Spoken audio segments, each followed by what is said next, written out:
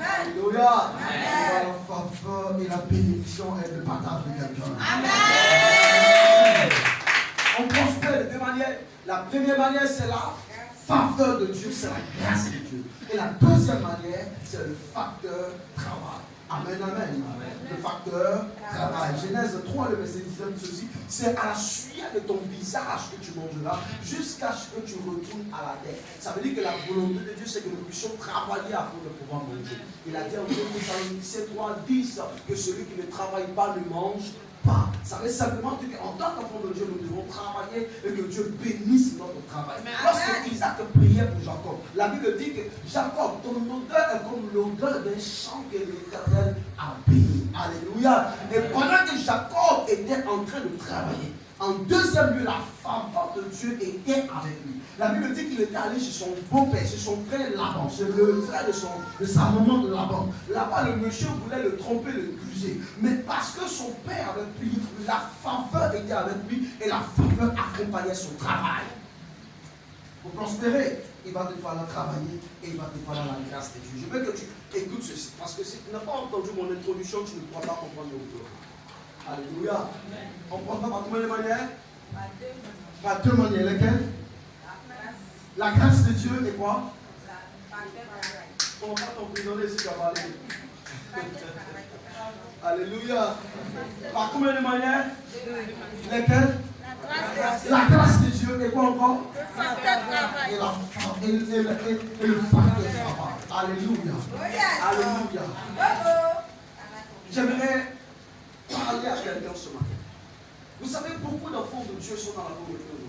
Beaucoup d'enfants de Dieu se trouvent au seuil de la pauvreté aujourd'hui parce que nous manquons d'appliquer les principes. Dieu ne descendra pas au ciel pour te dire voici l'or, voici l'argent. Dieu mettra des principes et des facteurs au devant de toi que tu devras appliquer pour t'en sortir et pour devenir prospère. Alléluia. Pour que Dieu puisse bénir quelqu'un, il mettra des circonstances au niveau de toi. Il mettra quelque chose au niveau de toi que tu devras faire afin de pouvoir prospérer, afin de pouvoir avancer. Donc ne t'attends pas à dire à quelqu'un que le jour où tu vas voir Dieu descendre du ciel et venir t'offrir des millions, fuis. Ce n'est pas Dieu, c'est le diable. Parce que Dieu ne quittera jamais au ciel pour venir avec des millions pour te donner. Dieu mettra des facteurs au devant de toi que tu vas utiliser pour être béni.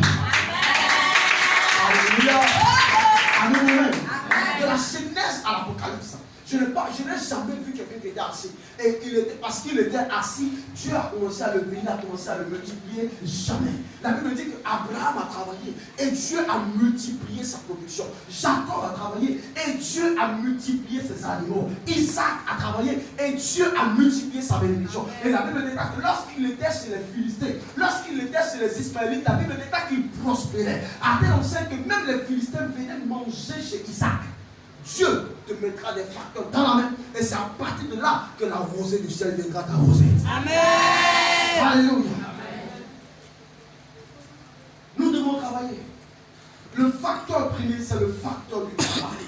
Bien aimé, lorsque tu travailles, l'intérêt que tu accordes à ce travail, le cas que tu donnes à ce travail, c'est ce qui détermine comment tu vas finir dans ce travail.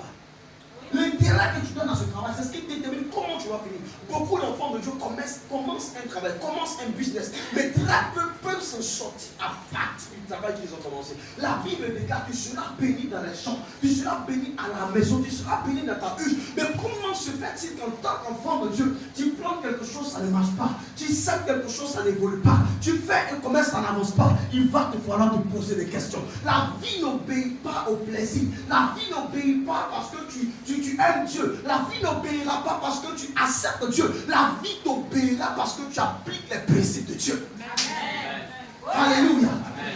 Les choses t'obéiront parce que tu appliques les principes de Dieu. Les principes sont universels. Plante un manioc comment dirais-je, à Korobo, ça va pousser manioc. Plante un manioc en Chine, ça va pousser manioc. Ça ne poussera pas autre chose. C'est une question de principe. Les principes sont universels. Ça ne change pas. Amen. Alléluia. Amen. Il va te falloir appliquer les principes. Dieu ne s'attend pas, il n'aime pas les paresseux. Il n'aime pas les paresseux. Dieu n'aime pas les paresseux. C'est pourquoi lorsque le Fils de l'homme est venu, avant de commencer son ministère sacerdotal, avant de commencer à prêcher l'évangile, il était devenu menuisier, charpentier. Il aidait son père Joseph. Jésus aidait Joseph afin de faire les bois, fabriquer les fauteuils des gens, fabriquer les... Parce qu'ils aiment le travail. Alléluia. Amen. Alléluia. Mais combien sont ceux qui arrivent en retard dans leur service? Tu arrives en retard au travail. Et lorsque tu seras chassé, tu diras, mais Seigneur, tu ne m'as même pas, on m'a chassé de mon travail. Le parrain même arrive au travail à 6 heures. Et toi qui es un enfant de Dieu, tu arrives au travail à 8 heures du matin. Comment est-ce qu'on ne pourra pas te chasser? Comment est-ce qu'on ne pourra pas te mettre à l'écart? Comment est-ce que tu ne seras pas le dernier parmi ceux qui ont la promotion? Tu te prendras pour dire, mais tout le monde a une promotion, mais moi je n'ai pas de promotion, je ne comprends pas. C'est que Dieu, non, Dieu ne t'a pas maudit. Dieu ne t'a pas maudit. C'est toi-même qui es en train de mettre un frein à ton travail.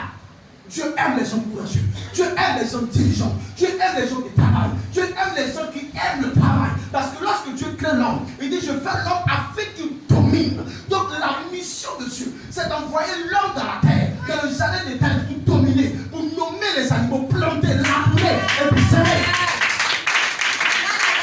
Alléluia. La paresse n'a pas d'avenir. La paresse n'a pas d'avenir. Alléluia.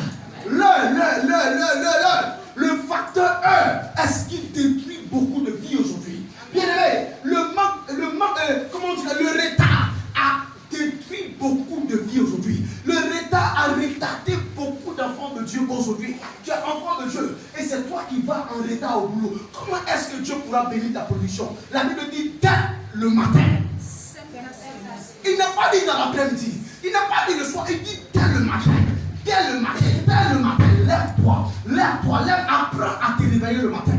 Apprends à te réveiller avant que le soleil ne se lève. Apprends à te réveiller avant que la lune ne se lève. Apprends à te réveiller avant que les autres ne se lèvent. Tu es un homme, tu es un père de famille, apprends à te réveiller tôt. Tu es une mère de famille, apprends à te réveiller tôt. Les parents nous disent, l'avenir appartient à ceux qui se réveillent tôt. Et la Bible nous dit, ne donne ni sommeil à tes yeux, ni assoupissement à tes paupières. Dégage-toi comme la gazelle de la main de l'oiseleur. Dégage-toi comme la gazelle de la main du chasseur. Va et sème ta semence. Et c'est cela que la rosée du ciel viendra. C'est cela que la rosée du ciel viendra. C'est cela que la rosée du